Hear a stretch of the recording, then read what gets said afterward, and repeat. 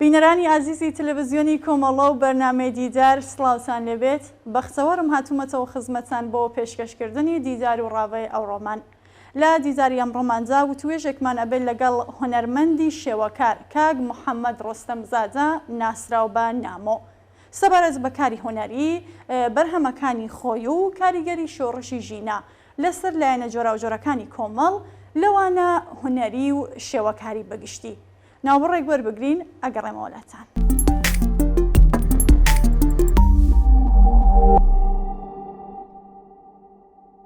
بەڵێ هاوڕێنامۆمان لەگەڵە. کاک نامۆ، زۆر سپاس بۆ بەشداریت لەم بەرنامەیەدا. هەر وەگاگادارن ماوەی چەند مانگە ئاخێز و شۆڕشێکی کۆمەڵایەتی بەرین بە ناوی شۆڕشی ژینە لە ئاستی کوردستان و ئێراندا لە ئارادایە. ئەم شۆڕشە هەرچەند تووشی ئاستەنگی زۆر بووە، بەڵام بۆ حاڵەشەوە کاریگەری زۆرقوڵی لەسەر لایەنە جۆراوجۆرەکانی کۆمەڵ داناوە. بەڕێستان بارودۆخەکە چۆن هەڵدەسەنگێنن؟ سپاسان دەکەم بۆ ئەوەی کە منتان بانگەشت کردووە بۆ ئەو بەرنامەیە. سڵاو و ڕێزیشم هەیە بۆ بینەرانی بەڕێستان. بە بڕوای من کۆماری ئیسلامی لە درێژەی ئەم چەند ساڵ چەند ساڵی کە دەسەڵاتی بووە، بۆ خۆتان دەزانن کە هەر بە کوشت و کوشتار و بە زیندان و ئەشکەنجە و ئەمانە لەسەر حکم ماوەتەوە. ڕژیمی کۆماری ئیسلامی هەر لە ساڵی 58 و ئەمانەوە دەستی کردووە بە قەتڵەعامی خەڵکی ئێران بەگشتی و بەتایبەت خەڵکی کوردستان، و هیچ دەستی نەپاراستووە لە شتە. کەوا دژی مافی مرۆڤ، تەواوی ئەو شتانی کە دژی مەسائلی جەندەری و مەسائلی ڕووناکبێری و تێگەیشتن و هونەر و سەقافەت و ئەمانەی گشتی دژی ئەوەیە. بۆ خۆتان زان نظامێکی تۆتالیتێرە، نظامێکی ئایدۆلۆژیکە و بێسلا تۆتالیتێر بە معنای کاملی کەلیمەیە. ئەم نظامە بێسلا لەگەڵ ئاستەنگی ڕوبەڕووبوونەوەی مەسائلی کۆمەڵایەتیش بۆتەوە بە هەموو چەشنێکەوە. لێرەدا ڕووناکبیرانی ئەنتەلەکتوال، ئەوانەی کە سەریان بۆ کۆماری ئیسلامیدانە نەواندووە، بەردەوام لە خەباتدا بوون. بەڕاستی لەم چەند ساڵی ئەخیردا کە ئەم ڕاپەڕینە سەری هەڵداوە، ئیتر بۆ خۆتان دەزانن کە نسبەت بە ڕاپەڕینەکانی پێشوو خەڵک بە وێرانەتر، ژیرانەتر هاتوونەتە سەر شەقام و بە تەواوی مانە نظامی کۆماری ئیسلامیان ڕات کردوێتەوە.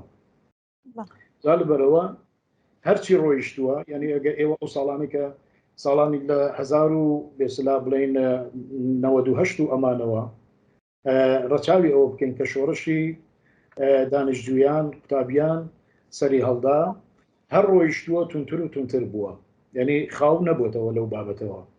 لەبەرەوە ئەم ڕاپەڕینەی ئەخیر کە دەتوانین بە ناوی ڕاپەڕینی ژنان بەڕاستی بەناوی بکەین، ڕاپەڕینێکی نوێ بووە، خەباتێکی نوێ بووە و لە شێوازێکی نوێژدا پێشکەش کراوە. لەبەرەوە زۆر جگای هەڵوێستەیەوە دەبێت قسەی زۆری لەسەر بکرێت. کاک نامۆ، جەنابتان وەک هونەرمەند و چالاکێکی سیاسی دەکرێت بفەرمونون کاریگەریەکانی شۆڕشی ژینە لەسەر کاری هونەری و ئەدەبی و لایەنەکانی تری ژیانی کۆمەڵ بەگشتی واتە چۆن دەبینن؟ وەڵا بۆ خۆتان ئاگادارن کە ئەم ڕاپەڕینە سەراسەریە کە لە ئێران سەری هەڵدا، بە دەتوانم بە تەواوی مانا بڵم کە بەگشت خەڵکی ئێران ئەو شتە هین بۆ، ینی پێشتر ئەگەی بەدەمان بیت لە چوارچەوەی سنفێکدا سەری هەڵداوە، بەخۆشیەوە ئەم ڕاپەڕینێکی گشتی بووە و هونەرمەندانیش پاڵپشتی تەواویان کردووە. ئەو هونەرمەندانی کە بێسلا دژی سیستم و دژی نظامی بێسلا ئیدۆلۆژیکی ئیسلامی، ئەوانە هەموو هەڵوێست بوون لەگەڵ خەڵکی و لەگەڵ ئەو خەباتەدا بوون و ناویشیان دیارە ئەو کەسانی کە بێسلا لەگەڵ ئەو بزاڤە لەگەڵ ئەو شۆڕشە هاودەنگ بوون، هاوڕا بوون. بەڵێ، واتە هونەرمەندانیش وەکو باقی چین و توێژەکانی کۆمەڵ تێکەڵکێشی ئەم شۆڕشە بوون. زۆرینەیان ئەوانەی کە هەلەوە پێشش خاوەن هەڵوێست بوون لەگەڵ ئەو خەباتە، لەگەڵ ئەو بزاڤە ڕێککەوتون و دەتوانم بڵم هینێکی پێشڕەوانەشیان بووە پێشەنگ بوون لە ڕاستیدا هونەرمەندان زۆر گرافیست زۆر هونەرمەندانی مەکەوە مەسەلەن ئارتیستی ئاکتەری سینەماوی ئەوانە کە بۆ خۆتان باشتر دەزانن هاودەنگی خۆیان لەگەڵ ئەم بزابوو لەگەڵ ئەم ئینقلابە لەگەڵ ئەو شۆڕشە دەنگیان خسۆتە پاڵدەنگی جەماوەر بەڵێ واتە کاریگەریەکەی بە حەدی قۆڵ بووە کە هەموو چین و توێژەکانی گرتووەتەوە و هونەرمەندانیش نەیانتوانیوە بێ هەڵوێستن من دەتوانم بڵم کە زۆربەی هونەرمەندان هەر لەگەڵ خودی وەکو پێشەنگیش بوون نە ئەوەی کە بڵێم هەر هاودەنگ بوون بەڵام بۆ خۆتان دەزانن کە ئەم شۆڕشە شۆڕش جیاوازیەکەی لەگەڵ شۆڕشەکانی پێشوو تەنانەت گە بڵم شۆڕشەکانی ئێمە وەکو بەحسی چینایەتی و یا مەسەلەی ناسیۆنالیزم بوو بێت لە ناوچەدا ئەم شۆڕشە شۆڕشێکی جەندەریە لە ئەسڵدا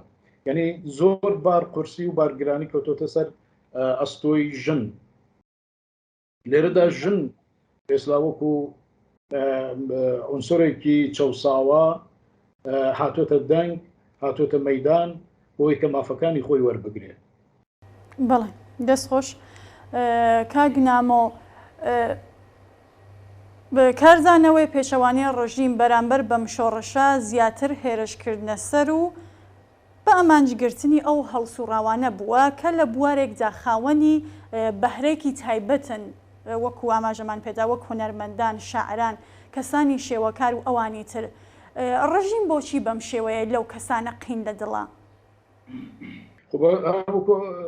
ئەرزم کردن ئەوانە وەکو سەرتۆپەکان وان یعنی دەتوانم بڵم بە جۆرێک لە جۆرەکان سێلیبریتین و خەڵک ئەوانە وەکو پێشەنگی خۆیان وەکو بێسلا کەسانێکی بارز دەبینێ و ئۆلگون لەناو کۆمەلگادا تاوان دیارە کە سیستەم خۆشی لەو بابەتە نایە و بە هەموو چەشنێک دەیوێت کە سەرکوتیان بکات تێرۆر بکات بیان دزێت و بە خۆمان دەبینین کە لە وڵاتانی دەوروبەر خەریکی دزینی ئەو نخبانە نخبەی هونەری سیاسی ئەوانەیە و دەستی نەپاراستوە لەو بابەتەوە لەبەرەوە تاوان دیارە کە نظام یعنی عەدەسیەکەی خۆی زەڕەبینەکەی خۆی خستۆتە سەر ئەو کەسانەی کە بەرچاون بە تایبەت هونەرمەندان ئەو کەسانەی کە خاوەن هەڵوێستی سیاسی و بێسلا بە هەموو شێوەیەک دەیەوێت بە قەولی فارسی دەڵێ زەهرە چەشم لە خەڵک بگرێت خەڵک چاوترسێن بکات خەڵک نەوێرم بێنە بۆ ڕەپان و دەنگی خۆیان بەرز نەکەنەوە بەڵام خۆشبەختانە دەتوانم بڵێم کە خەڵک تازەی دی تێگەیشتووە ئەم نظامێکی ئەکسپایرە چ لە دیوی ژوورێ چ لە دەوی دەرێ لەبەرەوە خەڵکێتی بە تەواوی مانا ئەم نظامی ناوێت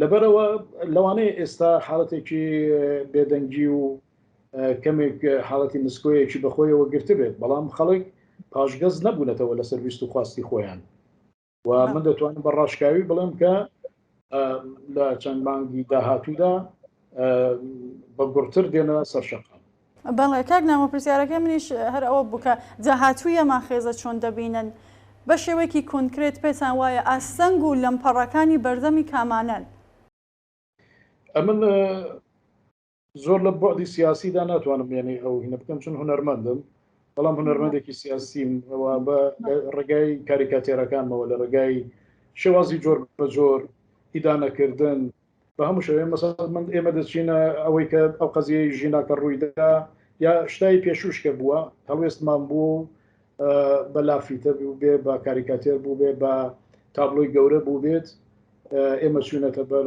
UN و ئێترازی خۆمان دەربڕیوە بە بڕوای من لایەنێکی قەزیەی شتەکە ئەوەی بەداخەوە سازمانی نەتەوە یەکگرتووەکان مافی مرۆڤ و ئەوانە ئەو جۆرەی کە چاوەڕوان دەکرێت نەهاتوونەتە دەنگ و سیستم کۆماری ئیسلامیان محکوم نەکردووە ئیدانی کارەکانی سیستمیان نەکردووە وەگە کردوشانە زۆر لاواز بووە بەڵام ئەو جۆرەی کە من چاوەڕوانی دەکەم حکوومەتی کۆماری ئیسلامی لە بابەتی ئابوووریەوە لە بواری سیاسیەوە هیچ پێشکەوتنێک یا هیچ وعدەیەکی نەتوانیوە بدە بە خەڵکی ئێران کە خەڵکی ئێران چاوتێر بکات یا وەزعی ژیانی خەڵک بگۆڕێ فەقر و هەژاری بۆ خۆتان دەزانن کە یەکجار زیاتر بووە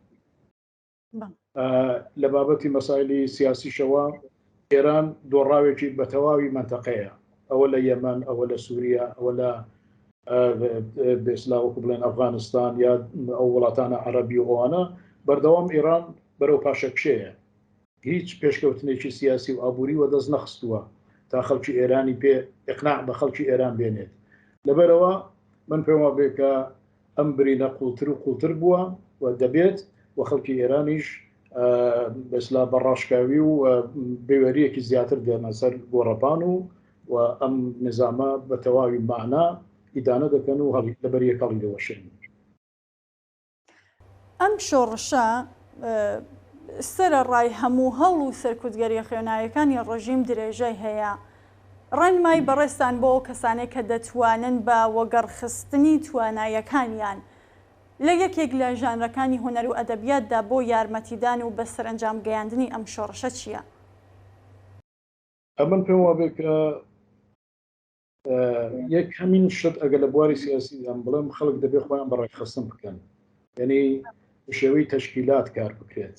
ڕاستە ئەم حرەکەتە خودجوش و هەڵقوڵاوە ئەم بزافەکە سەری هەڵدا، بەڵام پێویستی بەوەی بۆ ئەوەی کە سەرکوت نەکرێت دەبێت بە شێوەیەکی سیستەماتیک و ڕێکخراو بێت. ضرورەتە یعنی لە بواری سیاسیەکەیدا.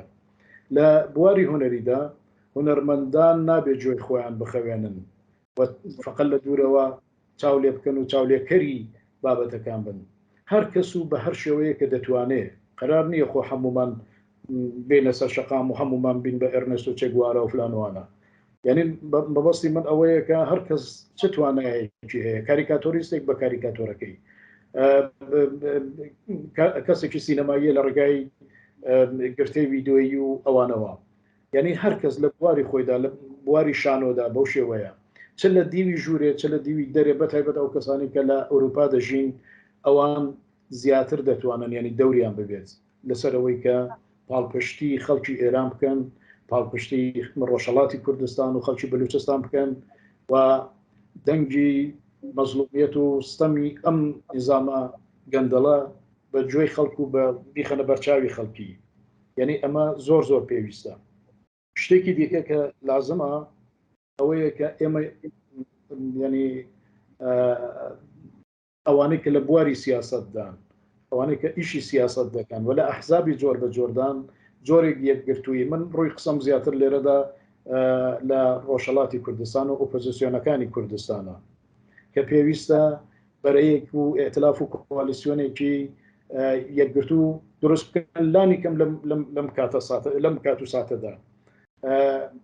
دوایەوە هەر کەس بیر و بڕوای خۆی هەیە و کەیفی خۆیەتی، بەڵام پێویستە لەم مەقتەعەدا لەم بڕگەیە لە ژیانی سیاسی و کۆمەڵایەتی ناوچەی خۆمان پێویستە کە ئەوانە و کۆالیسیۆنە یا ئەم ئێتلاف و یەکگرتوویەیان ببێت، هاودەنگیەک دروست بکەن بۆ هونەرمەندان، ینی بە بێوێری زیاترەوە بێنە گۆڕەپان. هونەرمەند ئەرکی کۆمەڵایەتی و بێسلا سیاسی لەسەر شانە ناتوانێت بڵێ من هونەرمەندێکی من بۆ خۆم ێستا بۆ خۆم کاری ئەبستراکت دەکەم، کاری ئەبستراکت ئەکسپەرشن دەکەم، بەڵام کە زانیومە خەڵکەکە لە من تێناگات من بۆ خەریکی داهێنانم، بەڵام لە تەنیشتی ئەودا هەڵوێستم بووە، پێ هەڵوێست نەبووم، کاریکاتێرم چێشاتەوە، بە کاریکاتێر خەڵکم تێگەیاندووە. یعنی تۆ دەتوانیت لە هەر شێوەیەک و لە هەر ڕێگایەک بێت خەڵک ڕووناک بکەوە، هاودەنگبی لەگەڵ خەڵک، هاودەنگبی لەگەڵ شۆڕشەکە، ئەمە زۆر زۆر گرنگە. بەڵێ کاک نامۆ خۆدان وەک هونەرمەند و شێوەکارێکی خاوە نەزمون و بەتوانە لە ماوەی شۆڕشی ژینادا چیتان کردووە بۆ پشگیری و بەشداری لەو شۆڕشەدا؟ وەڵام ئەمن لەوانەیە زۆر شتم لە دەست نەهات بێ بەخاترێ و ئەرکەی کە ئەمن لە دەرەوە لە ئەستۆما، بەڵام ئەوەندەی کە توانی بێتم ئێسلا بە قەدەری هینی خۆم ئێسلا لە ڕێگای کێشانەوەی تابلۆ لە ئەو 25/9/2022 ئێمە من بە لە تەسویرێکی گەورە کە لە سوۆشال مێدیاشدا بڵاو بوویەوە چوونە بەر UN و بێسلا ئەتراز و ئیدانی خۆمان دەربڕی لە سوۆشال مێدیادا دیسان هەروە من بە شێوازی کێشانەوەی کاریکاتێرەوانە هاودەنگ و هاوڕا و ئینی بێسلا ئەو بزابوو ئەو شۆڕشە ئەو انقلاب ئەوانەی وا لە دەستم هاتووە لە توانامدا بووە ئەنجامم داوە. کاک نامۆ لەم قۆناغەدا بارودۆخی کاری ئەدەبی و هونەری بەتایبەت لە بواری شێوەکاریدا چۆن هەڵدەسەنگێنن؟ پێتان وایە توانایی وەڵامدەرەوەی سەردەمەکەی بێت؟ بۆڵا دەبێ خۆمان ئەپدەیت بکەینەوە، یعنی بەڕای من پێویستە هونەرمەندان دەنگیان بخەنە پاڵدەنگی بێسلا گەنجان، دەنگیان بخەنە پاڵدەنگی خانمان. یعنی من ڕۆی خطابەکەم یعنی قسەکەم زیاتر لەسەر هونەرمەندانەیە کە هاوتەمەنی منن و ئەو گەنجەکان کەیدیوە بخۆیان لە گۆڕەپانەکەدان. لەبەرەوە من بە پێویستی دەزانم کە هونەرمەندانی هاوتەمەنی من یا لە من گەورەتر ئەوانش بێنە دەنگ و هەرێکی بە شێوەیەک بێسلا پاڵپشتی ئەم شۆڕەشە بکەن. هەروەکو ئەرزمکردنی دیوەڕگاکان جۆرە و جۆرە و دەکرێت و پاڵپشتی بکرێت. بەڵێ زۆر سپاس. کاک نامۆ لە کۆتاییدا پێم خۆشە کەمێکی تر باسی کار و شەلەکیەکانی خۆتان بکەن. نامۆ چی کردووە و ئێستا بە چیەوە خەریکە؟ چاوەخان من دەتوانم بڵێم لە ئیبتدای مناڵیمەوە ئیدی هەر خەریکی ئیشوکاری هۆنەری بووم تا شۆڕشی بێسلا شۆڕشی ئێران سەری هەڵدا، پێتر مەسلەی کوردایەتی و مەسلەی چینایەتی و ئەمانە هاتە گۆڕێ. ئەمن لەگەڵەوانە ڕێککەوتوم و لە زۆر بواردا ئەمن کارم کردووە لە پۆستێر کێشانەوە و لە ئارم کێشانەوە و ئەو کاتکە گەنج بووم ترەوە هەم بخۆم دەم کێشاوە هەم لێمان دەدا و خەبات و چالاکیمان بوو. ئیتر ئەم خەباتەی من درێژەی کێشا تا ئەو ساڵانەی کە من لە ئێران بووم، ئەمە باس لە 30 ساڵەوە پێشەوەمانەکەن. ئەو کاتەی کە بەداخەوە بەداخی گرانەوە، ینی پاشی ئەم شەڕی 8 ساڵی ئێران و عێراق، ئیتر بۆ خۆتان دەزانن کە ئۆپۆزیسیۆنەکان هەموو ئاودی و کران. ئەوە بوو کە باری خەبات بۆ ئێمە قورستر بوو حقیقەتەن، ئەو کەسانێک کە لە دیوی ژوورەوە مابوونەوە. من بە ساهمی خۆم ئەوەندەی کە توانی بێتم حەولی ئەوەمدا کە خەڵک ناومێد نەبن، یعنی ترس بەسەریاندا زاڵ نەبێت، لەو فۆبیایە بێنە دەرێ. یعنی کاری من لە شارەکەم کە شاری بۆکان بووە و تەنانەت حتا شارەکانی دەوروبەری سەقز و ئەمانە بە جۆرێک لە جۆرەکان من خەباتێکی هونەریم دەست پێ کرد و ئەو خەباتە هونەریە گەڕانەوە بۆ شکۆمەندیە بوو کە ساڵانی پێش و کاتێک کە پێشمەرگە لە شارەکاندا حزوریان بوو و بیرهێنانەوەی ئەو شتە بوو لە ڕێگای دانانی پێشانگام بووە لەسەر شەقام دامناوە. ئیزنی ئەویان پێ نەداوم لە پێشانگا لە ناو خودی هۆڵەکاندا دابنێم، ئەمن بە جەسارەتەوە لەسەر شەقامەکان دامدەنا. بادەهات ئەو وینانە دەکەوتنە خوارە دیسانەوە داماندەناوە. یعنی خەڵکی بۆکانەگە پرسیاریان لێ بکەی هەموو منیان لەوانەیە لە بیر بێ، دەوانەی وا تقریبان تەمەنیان بە من نزیکە. ئەمن بەردەوام لە خەباتی هونەریدا بووم تا ئەو ساڵانی کە هاتوومەتە ئێرەیەتی بە ناچاری ئەمانە تونندڕەوەکان و تونداژۆکان هاتنە سەرکار. ئێتر شاگردەکانم پێیان وەڵام مامۆستا ئەم کەشەیە ناتگرن، لەوانەیە وەکو ئەو مەسەلەی قەتڵەهای زەنجیرەی و ئەمانە کە کۆمەڵی هونەرمەند و چالاکوانی سیاسی و ئەمانەیان بێسلا شەهید کرد، احتمالیشی هەیە کە هەجوم بکەنە سەر و بە شێوەیەک تێرۆرت بکەن.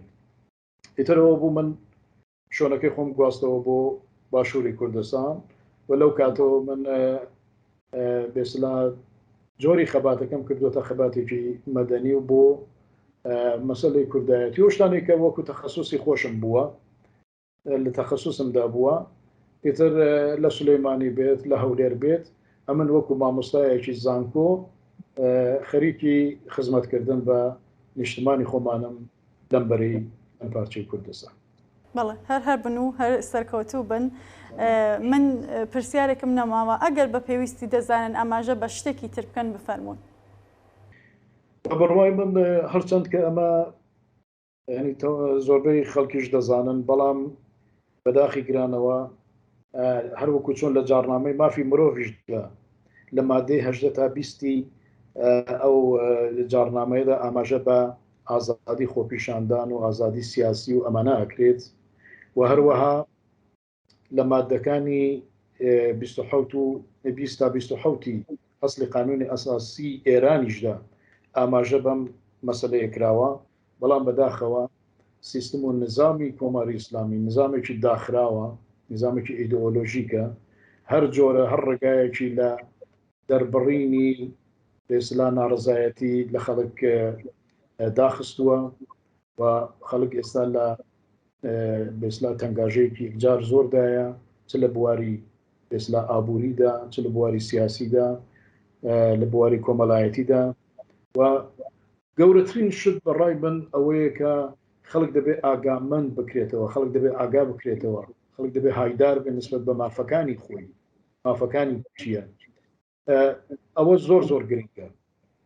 خوشبەختانە بەخۆشیەوە دەتوانم بڵم من کە ئێستا تەمەنم تقریبا نزیک بە 59 ساڵم، ئەوە 43 ساڵ لە نظامی کۆماری ئیسلامی دیوە، خەڵکی ئێستا، گەنجی ئێستا، کچانی ئێستا، ئافرەتان و خانمانی ئێستا زۆر ئایدارتر و ئاگامانترن نسبەت بە مافەکانیان.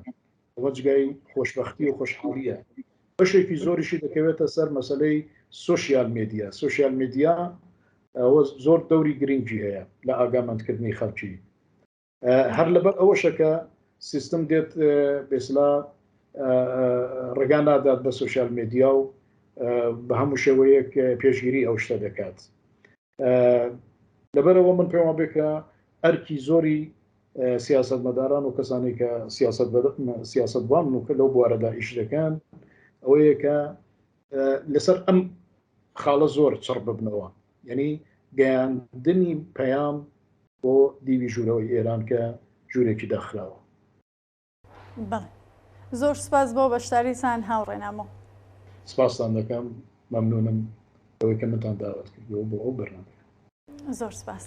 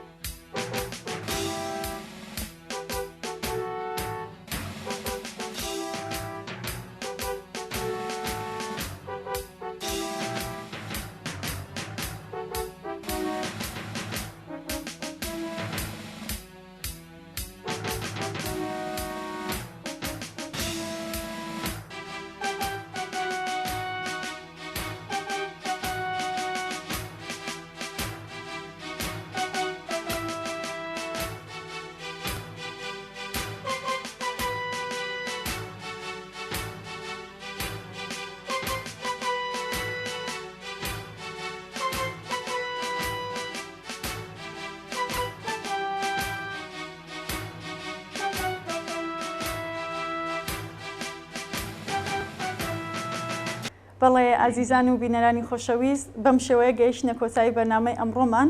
زۆر سپاس کە بینەرمان بوون و هەر شاد و کامەران بن.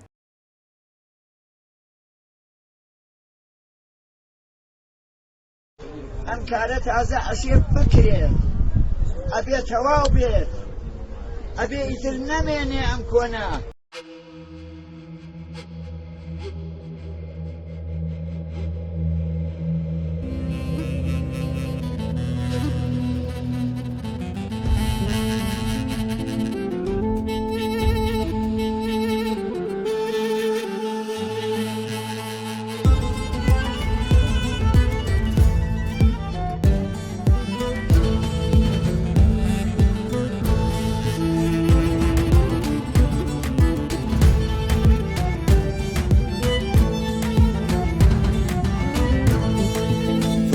ژیان و ئازادیت کردا هاواری یەکگرت تۆژن ژیان و ئازادیت کردا هاواری یەکگرت و بووی باورە و گیانی تازەی مرۆڤ دۆستی پەراگرت و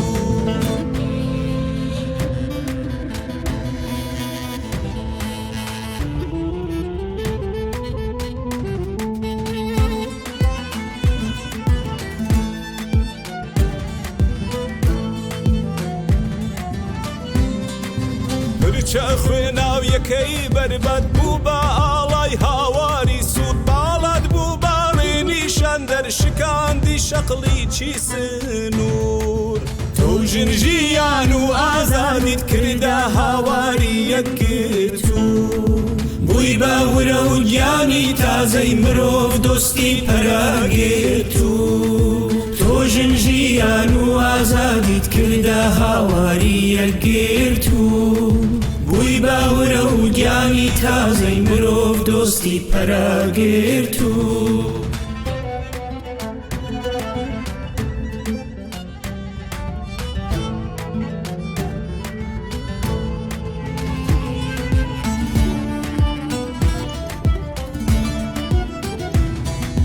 ئاوا بووی باشمڵی هەستان ژیناکی ژۆڵەی کوردستان ئاوا بووی باشمڵی هەستان ژیناکی ژۆڵەی کوردستان گڕکانی هەڵچوونی ورەی لاوانیان لەسەر دەستان تۆژن ژیان و ئازادیت کردا هاواری یەکگرت و تۆژن ژیان و ئازادیت کردا هاواری یەکگرت و بووی باورە و گیانی تازە کیژ و کوڕ بەرەو داهات